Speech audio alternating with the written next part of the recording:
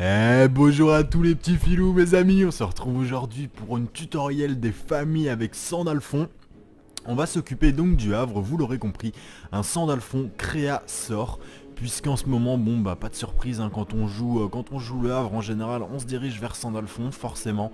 Pour moi, c'est un petit peu un des seuls héros qui est vraiment potable. Enfin, en tout cas, c'est pas qu'il est vraiment potable, c'est que c'est le meilleur en tout cas, hein, évidemment. Il y a aussi le général Mogren là, enfin Migraine, je sais plus comment il s'appelle. Et il y a celle qui fait des boules de feu là, Alia, ou je sais plus exactement comment non plus. Mais on les voit pas souvent, mais ces deux-là sont viables aussi, mais ça reste un petit peu en dessous de Sandalphon. Alors, qu'est-ce que je vous propose aujourd'hui? What's the flavor? On va aller voir tout de suite. Donc c'est un petit deck qui va se jouer en 4, 4, 4, 3 et 0 en fortune. Donc un événement du très classique, hein, 4 semaines des impôts pour bloquer les fortunes, 4 semaines d'entraînement qui vont nous servir, vous allez le voir. Et en créature, c'est là que ça devient un petit peu intéressant. Alors en créature, vous savez que je vous avais déjà proposé un deck la semaine dernière sur lequel j'ai retravaillé. Je n'en étais pas exactement content, je le trouvais pas encore assez pointu. Celui-là est bien mieux à mon avis. J'ai procédé à quelques changements. Je vais pas tous vous les refaire, mais en gros j'ai enlevé les trésoriers. Alors où est-ce qu'ils sont? Avant j'avais mis, si je me rappelle bien, hein, de mémoire, hein, je fais ça de mémoire évidemment, j'avais mis 2 ou 3 trésoriers croisés. Je les ai enlevés, pourquoi? Parce que Sandalphon a une capacité très orientée sur le rush. Et si vous voulez le trésorier croisé, vous pouvez le sortir à partir du troisième tour si vous utilisez la capacité de Sandalphon. Et en fait, à partir de là, bon, il vous ramène beaucoup de revenus, tout ça. Mais au final, c'est une unité c'est une unité à investissement que vous ne pouvez sortir que en arrivant sur le mid-game, disons. Donc elle sera rentable, pas tout de suite non plus, enfin vous voyez. Et alors que le but de Sandalphon c'est de rusher quoi, c'est du rush avec le Havre et bon bref ça m'arrangeait pas. Parce que j'avais pas avec ce deck pas souvent des problèmes de ressources mais plutôt des problèmes de cartes en main. Alors donc j'aime autant avoir une unité offensive à la place d'une unité qui me ramène des ressources, évidemment. Alors qu'est-ce qui se passe mes amis? Alors là ça va être du très très lourd. C'est du deck Havre, mais c'est du deck Havre qui fait mal mes amis. Et ça c'est rare. Alors l'idée ça va être quoi? Ça va être dès le début. De toute façon vous n'avez besoin de monter qu'à 4, parce que j'ai mis le tireur de d'élite de dispersion, mais qui ne demande que 4. Donc c'est un deck qui joue en 4. Ça c'est une carte, moi je l'adore, hein. Vraiment j'en suis super fan. Elle a 7 de pool PV, enfin l'adversaire quand il la voit il est dans le mal quoi, sincèrement il est vraiment dans le mal. Alors, ça sert à quoi? Qu'est-ce qui se passe avec ce deck? Au début, on a des unités très défensives. Ici, des prétoriens. Ici, le prétorien, la même chose là, mais pour les tireurs à distance. Dès le début, on va essayer d'en balancer un maximum en utilisant la capacité de Sandalphon. Ça va nous donner une bonne base, une bonne ligne de mêlée qui va être très très défensive. Et derrière, mes amis, on n'a plus qu'à, en fonction de la situation, à se balancer des gros DPS d'enfoirés quoi. Donc ici, vous avez les 3 gros DPS qui font bien mal. Le Séraphin, le tireur d'élite de dispersion, le tireur d'élite du Griffon, encore une excellente carte celle-là, un 3-3-6, c'est du très très lourd. Enfin voilà, avec ces 3 cartes là, vous avez de quoi remplir votre ligne arrière et faire du gros dégâts. Alors au niveau des sorts mes amis, 4 sources rafraîchissantes qui vont me permettre de tricher un petit peu sur les dégâts, parce qu'en début de game, je vais vraiment être faible hein, avec des unités qui n'attaquent pas ou attaquent à 1. Donc vraiment très intéressant, celle-ci aussi attaque à 1, celle-ci c'est possible qu'elle tombe à 1. Donc vraiment très utile. Ici 3 blizzards, pourquoi 2 blizzards, je les ai mis parce que eh bien, je vais être très défensif, donc ça veut dire que mon adversaire je vais pas pouvoir le tuer au début de la partie. Et lui il va accumuler des unités sur la board qui seront côte à côte. Et avec mon blizzard je vais pouvoir avoir un rendement maximal. Dans le même ordre d'idée mes amis, 4 geysers. Donc c'est, vous les reconnaîtrez, hein, ils sont tagués, ils sont glyphés de mon deck sanctuaire, hein, c'est du ressuçage, vous savez que je les ai achetés, là j'ai acheté le dernier cet après-midi. Eh bien sauvons les arbres mes amis, hein, le recyclage c'est bien. Donc 4 geysers ça fait mal, on sait que l'adversaire va être paqué comme je vous l'ai dit, puisqu'en début de game je serai assez lent sur le DPS, assez faible sur le DPS. Donc il va pouvoir ramasser des unités, donc là mes geysers derrière vont faire super mal. Alors ici la frappe de foudre en 4 exemplaires que j'adule, que j'adore, enfin la frappe de foudre c'est un must-have, hein. Badigeonnez-vous avec de la frappe de foudre, ça enlève les furoncles, c'est bon, c'est stimulant. Et qu'est-ce que ça fait? Surtout mes amis, j'ai nommé la frappe de foudre, le casseur de rush inferno mes amis, c'est fait pour ça, hein. Cette carte, elle est magnifique, elle permet d'infliger 4 points à la créature ciblée. C'est-à-dire de tuer tous les gros tons de l'inferno. Et ça rend vraiment un gros service. Donc j'en ai mis 4, si j'avais pu j'en aurais mis 6. Et ici pour terminer, la force de la mer. Parce que ça va bien, c'est gratos, ça casse les slowpokes, ça donne plus 1 de dégâts, enfin c'est complètement pété, on adore. Voilà mes amis. On va tout de suite aller crocouiller un petit peu le ladder et voir s'il y a moyen de avoir un adversaire un petit peu mordillant, croquant et d'attaque. Allez c'est parti. Donc je répète le petit deck que j'ai nommé Sandalfouille en honneur de Sandalfon. Parce que Sandalfouille la fripouille, j'ai envie de vous dire. Alors qu'est-ce qui va se passer ici? On a Ishuma, Seigneur des Dragons. Donc c'est formidable, un héros qui va bien nous emmerder en fait. Et pas de problème, donc Melon qui me dit GL et d'accord. ça doit être quelqu'un de la chaîne j'imagine. Alors on va tout de suite se poser ça ici pour avoir des petits points des familles. Hop, comme ça au prochain tour, qu'est-ce qui va se passer? On va monter à 3 et on va s'invoquer non pas cette unité là mais plutôt celle-ci. Donc là on peut voir que il est d'attaque, il casse les noix, il n'y a pas de secret. Est-ce que je lui fais tout de suite une frappe de foudre histoire de lui montrer que nous on n'est pas là pour rigoler? C'est pas du tout un beau move, mais d'un côté il va me faire des gros dégâts avec ça, ça m'embête. Ou alors je lui mets ça, derrière il sera à 3, qu'est-ce qu'il peut me faire? Ouais il va me faire 4 et 2 et me la faire tomber. Ou alors il va me mettre un truc ici et me blaster. Allez on va le tenter, allez on est des rebelles. On va le tenter comme ça, on montre un peu du jeu, deuxième tour, tac, on s'envoie une unité à 3 parce que voilà quoi, nous on est un peu les impatients. Donc là il sait ce qu'il va jouer, il joue rapidement, c'est pas bon signe du tout. Ouais il va le bouger, ouais. Excellente affaire qu'il nous fait. Et là, là c'est le moment où vraiment, putain j'aimerais bien avoir, avoir mon deck à moi et pouvoir lui faire un... J'aimerais bien avoir un déplacement tactique en fait pour pouvoir prendre son assassin. Je vais être obligé de faire un sort sinon il va devenir trop dangereux avec cette ligne. À chaque fois il va me faire des déplacements tactiques et me prendre des unités. Donc là, là c'est vraiment dommage, j'aurais pu utiliser la capacité de Sandalfon. Donc là mes amis je vais être obligé de faire un truc très moche, je vais faire un tour à vide. Mais j'ai pas envie qu'il me viole toute la partie avec son assassin, c'est pas la peine, c'est pas comme ça que ça va se passer. Voilà. Derrière la bonne nouvelle c'est que je suis presque à 3 de magie. Donc ça c'est cool, j'ai plus qu'un point à augmenter en force. S'il commence à s'emballer et à invoquer des créatures ici, à faire un drôle de truc, il va se manger un petit geyser des familles. Donc c'est plutôt cool. Là on a une unité à 3, donc même si j'en tue qu'une seule avec mon geyser c'est rentable. Si j'arrive à m'en faire une deuxième, ah là il va casser les noix. Je suppose qu'il va bouger ça là, moi c'est ce que je ferais. Voilà, très bien joué à lui. Maintenant c'est pas grave, il n'y a pas de problème, on reste détendu. On va sans plus tarder je pense. Là c'est dommage vous voyez, je suis tout juste coincé avec les points, mais d'un côté il faudrait vraiment que j'envoie mes derniers points. Ouais de toute façon je suis coincé, je peux pas utiliser la capacité de Sandalfon. À ce moment là ça aurait été vraiment intéressant, on l'utilisera certainement le prochain tour. Ici on sait qu'il est sensible à la riposte. Donc je pourrais lui mettre celui-là, mais en fait c'est exactement pareil, je vais mettre celui-là. Comme ça, s'il invoque 2 de créatures, le mauvais calcul que j'ai fait, mais c'est pas grave. Je survivrai quand même normalement, à moins qu'il ait un déplacement tactique qui tape une fois, qui me le bouge là, enfin ça fait toute une affaire. Et voilà, on est tranquillou, des familles.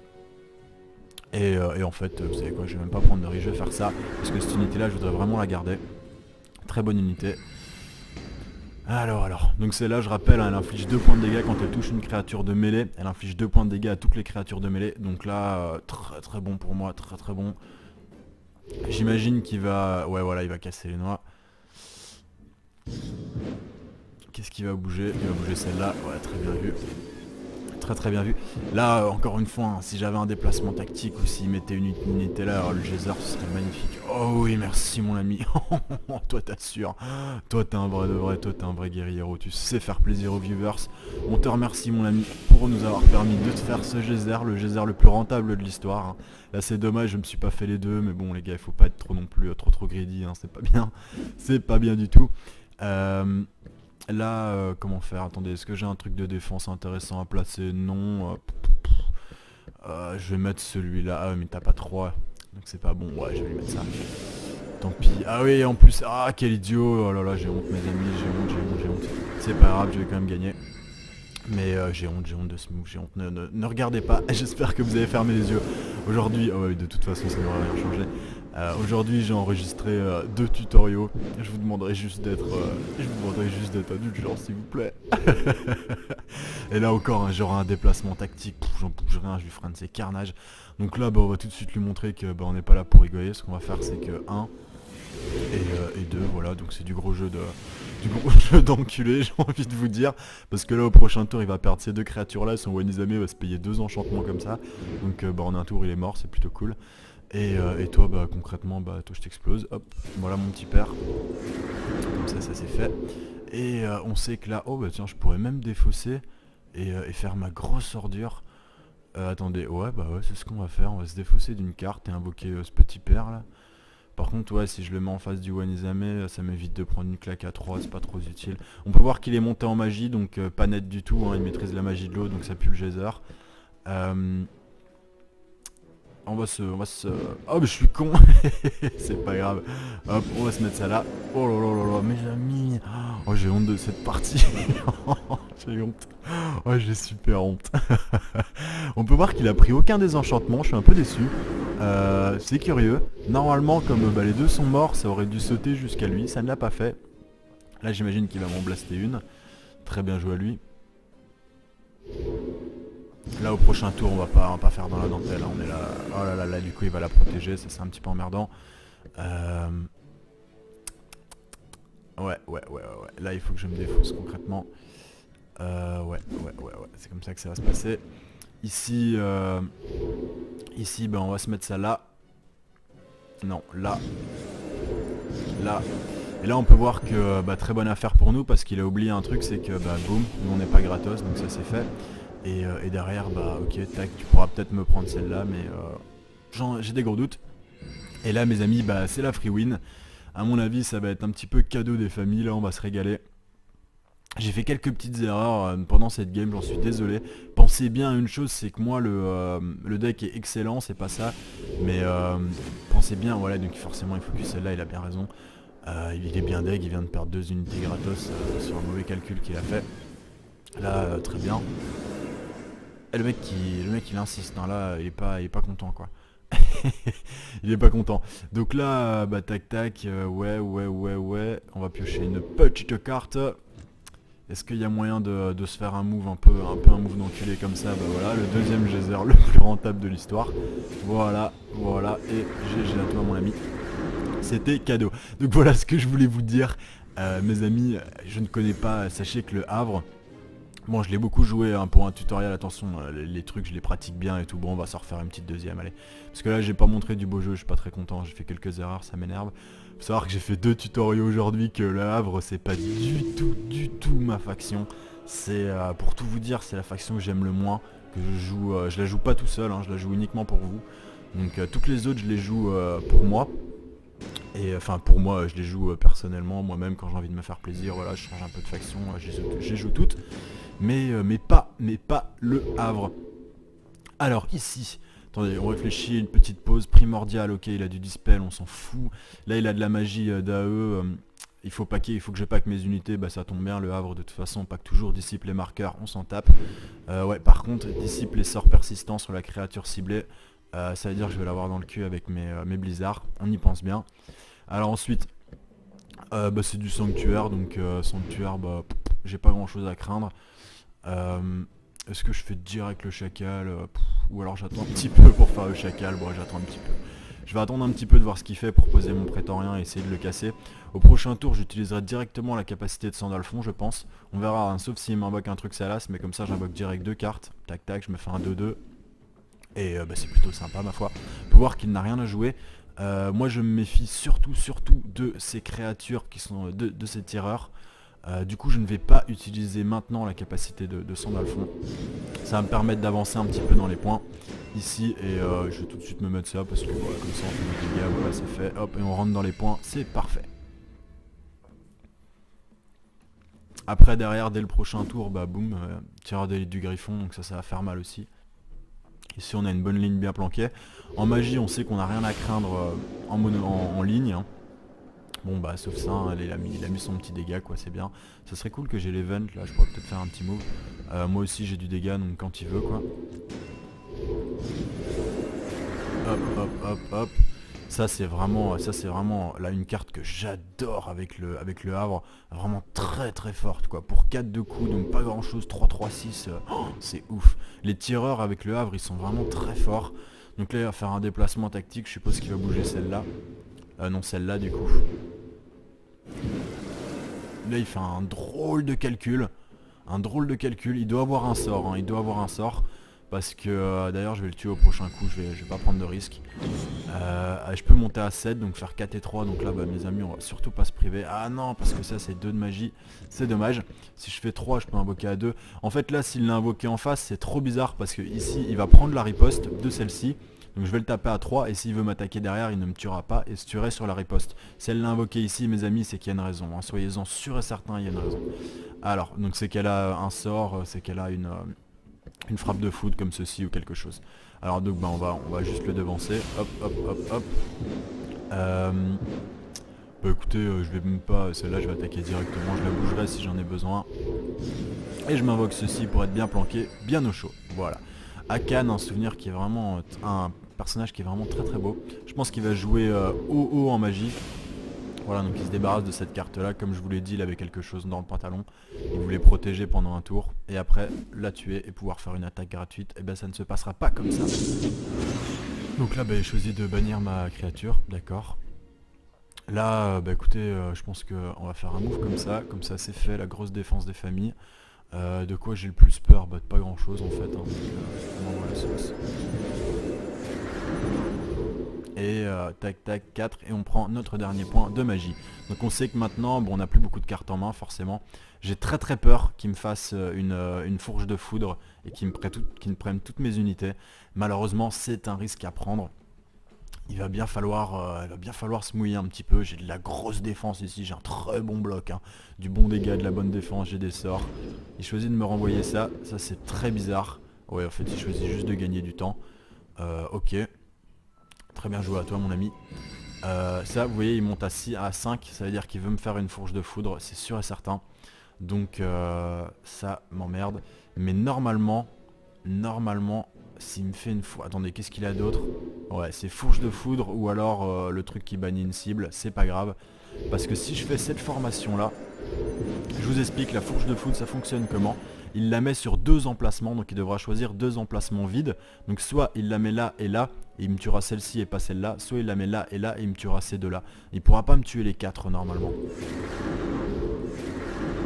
Donc bah, c'est plutôt cool. Ici on va se piocher une carte. On peut voir que je pourrais poser une créature, mais avec la fourche de foudre il me la prendrait. Donc c'est l'occasion de piocher. J'ai un petit monde mort-pas-ou des familles qui est tombé. Donc s'il fait un peu trop le malin, bah s'il se laisse un peu tomber, hop hop hop. Donc là il choisit de faire un drôle de move. Je m'attendais à ce qu'il essaye. Bah non il peut pas, évidemment il y a la défense. Et ouais c'est une fourche de foudre, c'est quasi sûr. Il attend, hein. Il va pas la faire maintenant tout de suite. Il gratte un maximum de temps. Et là c'est dommage, vous voyez, ça m'arrange pas. Parce que j'aurais voulu lui faire un petit... bah en fait non, je vais juste lui faire ça en fait, tout simplement, on va pas se prendre la tête. Hop, hop, hop. Derrière ça, il me reste 5 points à jouer, par contre là, ça pue la fourche de foot quoi. J'ai trop peur de poser les cartes et de me faire nettoyer, donc bah non, je vais pas le faire, parce que de toute façon je gagne. Je sais que c'est un petit peu bizarre mes amis, mais ouais, je vais lui passer un petit mot de mort pas, ouais, il me reste des points, c'est l'occasion. Hop, hop, hop, tiens, c'est gratos, juste pour te rappeler que bah on est là. Je sais que c'est un peu bizarre mes amis, mais je veux pas prendre le risque parce que si je perds toute ma main, si je pose ma main là, il pouvait vraiment me faire un carnage. Si je pose 1 et 1 et qu'il me fait tac et tac, je perds tout. Enfin je perds toutes les unités là, plus celle-là, ça me ferait super mal. Là bah ok d'accord. C'est le drôle de move du moment. Merci de les avoir remis en place, c'est cool de ta part. Et bah, je pense que ça sent la fin. Je pense que ça sent un petit peu la fin pour toi mon pote. Donc bah, très bien joué. Donc voilà mes amis, un adversaire qui nous avait préparé un petit coup de Trafalgar des familles. Mais, mais on l'a vu venir, on n'était pas gratuit. Je suis content, ça a été une meilleure partie un petit peu plus réglo que l'autre. Il y a vraiment de tout sur ce ladder en ce moment, c'est très exotique, c'est bien. À Cannes, ça faisait longtemps que je l'avais pas vu. Et j'espère que ça vous a plu mes amis. Alors moi après cette énième vidéo, oula, ah mes amis ouais, de toute façon non c'est deux, je peux pas vous le dire, vous ne le verrez pas, il sera trop tard quand vous aurez la vidéo, mais là actuellement, bah moi on voit évidemment je ne l'ai plus parce que je l'ai acheté. Il y a le Djinn, c'est une carte bleue de l'académie qui est très bonne à avoir. J'espère que vous n'avez pas raté ça parce qu'elle était dans la fosse infernale et vraiment c'est une carte à avoir, un bleu très puissante. Donc j'espère que vous l'avez eu. Et sur ce, je vous fais des gros bisous et vous aurez cette vidéo demain. Passez une bonne nuit ou alors bonne journée au moment où vous verrez cette vidéo. Ciao ciao. rare. Alors l'idée ça va être quoi? Ça va être dès le début. De toute façon vous n'avez besoin de monter qu'à 4 parce que j'ai mis le tireur d'élite de dispersion mais qui ne demande que 4. Donc c'est un deck qui joue en 4. Ça c'est une carte, moi je l'adore, hein. Vraiment j'en suis super fan. Elle a 7 de pool PV, enfin l'adversaire quand il la voit il est dans le mal quoi. Sincèrement il est vraiment dans le mal. Alors, ça sert à quoi? Qu'est-ce qui se passe avec ce deck? Au début, on a des unités très défensives. Ici, des prétoriens. Ici, le prétorien, la même chose là, mais pour les tireurs à distance. Dès le début, on va essayer d'en balancer un maximum en utilisant la capacité de Sandalphon. Ça va nous donner une bonne base, une bonne ligne de mêlée qui va être très très défensive. Et derrière, mes amis, on n'a plus qu'à, en fonction de la situation, à se balancer des gros DPS d'enfoirés quoi. Donc ici, vous avez les 3 gros DPS qui font bien mal. Le Séraphin, le tireur d'élite de dispersion, le tireur d'élite du Griffon, encore une excellente carte celle-là, un 3-3-6, c'est du très très lourd. Enfin voilà, avec ces 3 cartes là, vous avez de quoi remplir votre ligne arrière et faire du gros dégâts. Alors au niveau des sorts, mes amis, 4 sources rafraîchissantes qui vont me permettre de tricher un petit peu sur les dégâts parce qu'en début de game, je vais vraiment être faible hein, avec des unités qui n'attaquent pas ou attaquent à 1. Donc vraiment très intéressant, celle-ci aussi attaque à 1, celle-ci c'est possible qu'elle tombe.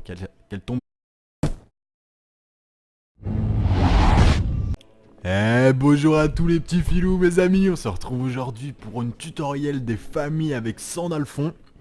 On va s'occuper donc du Havre, vous l'aurez compris, un Sandalphon créa sort, puisqu'en ce moment, bon bah pas de surprise, hein, quand on joue le Havre en général, on se dirige vers Sandalphon, forcément. Pour moi c'est un petit peu un des seuls héros qui est vraiment potable. Enfin en tout cas c'est pas qu'il est vraiment potable, c'est que c'est le meilleur en tout cas hein, évidemment. Il y a aussi le général Mogren là, enfin Migraine, je sais plus comment il s'appelle. Et il y a celle qui fait des boules de feu là, Alia, ou je sais plus exactement comment non plus. Mais on les voit pas souvent, mais ces deux là sont viables aussi. Mais ça reste un petit peu en dessous de Sandalphon. Alors qu'est-ce que je vous propose aujourd'hui? What's the flavor? On va aller voir tout de suite.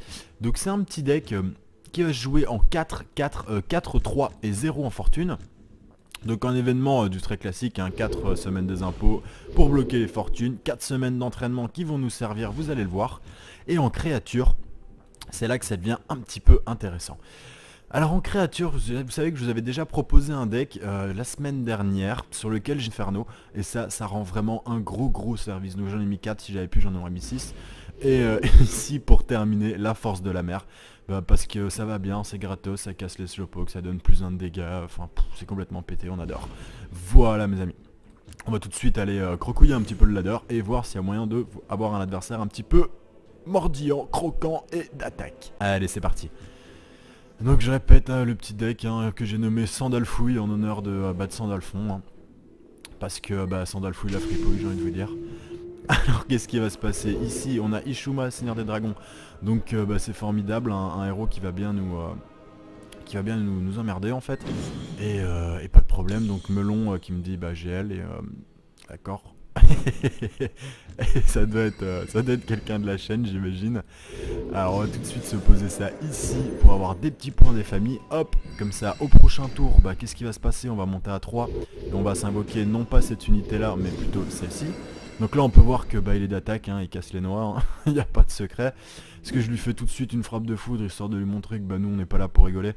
C'est pas du tout un beau move hein, mais d'un 1. Donc vraiment très utile. Ici 3 blizzards, pourquoi 2 blizzards, je les ai mis parce que je vais être très défensif. Donc ça veut dire que mon adversaire, je vais pas pouvoir le tuer au début de la partie. Et lui il va accumuler des unités sur la board qui seront côte à côte. Et avec mon blizzard je vais pouvoir avoir un rendement maximal. Dans le même ordre d'idée mes amis, 4 geysers. Donc c'est, vous les reconnaîtrez, hein, ils sont tagués, ils sont glyphés de de mon deck sanctuaire, hein, c'est du ressuçage, vous savez que je les ai achetés, là j'ai acheté le dernier cet après-midi. Sauvons les arbres mes amis, hein, le recyclage c'est bien. Donc 4 geysers ça fait mal, on sait que l'adversaire va être paqué comme je vous l'ai dit, puisqu'en début de game je serai assez lent sur le DPS, assez faible sur le DPS. Donc il va pouvoir ramasser des unités, donc là mes geysers derrière vont faire super mal. Alors ici la frappe de foudre en 4 exemplaires que j'adule, que j'adore, enfin la frappe de foudre c'est un must-have, hein. Badigeonnez-vous avec de la frappe de foudre, ça enlève les furoncles, c'est bon, c'est stimulant. Et qu'est-ce que ça fait? Surtout mes amis, j'ai nommé la frappe de foudre, le casseur de rush Inferno mes amis, c'est fait pour ça, hein. Cette carte, elle est magnifique, elle permet d'infliger 4 points à la créature ciblée, c'est-à-dire de tuer tous les gros tons de ligne retravaillés. Je n'en étais pas exactement content, je le trouvais pas encore assez pointu. Celui-là est bien mieux à mon avis. J'ai procédé à quelques changements. Je vais pas tous vous les refaire, mais en gros j'ai enlevé les trésoriers. Alors où est-ce qu'ils sont? Avant j'avais mis, si je me rappelle bien de mémoire, hein, je fais ça de mémoire évidemment, j'avais mis deux ou trois trésoriers croisés. Je les ai enlevés pourquoi? Parce que Sandalphon a une capacité très orientée sur le rush. Et si vous voulez le trésorier croisé, vous pouvez le sortir à partir du troisième tour si vous utilisez la capacité de Sandalphon. Et en fait, à partir de là, bon, il vous ramène beaucoup de revenus, tout ça. Mais au final, c'est une unité qui est... C'est une unité à investissement que vous ne pouvez sortir que en arrivant sur le mid-game, disons. Donc elle sera rentable, pas tout de suite non plus, enfin vous voyez. Et alors que le but de Sandalphon c'est de rusher quoi, c'est du rush avec le Havre et bon bref ça m'arrangeait pas. Parce que j'avais pas avec ce deck pas souvent des problèmes de ressources mais plutôt des problèmes de cartes en main. Alors donc j'aime autant avoir une unité offensive à la place d'une unité qui me ramène des ressources évidemment. Alors qu'est-ce qui se passe mes amis? Alors là ça va être du très très lourd. C'est du deck Havre mais c'est du deck Havre qui fait mal mes amis. Et ça c'est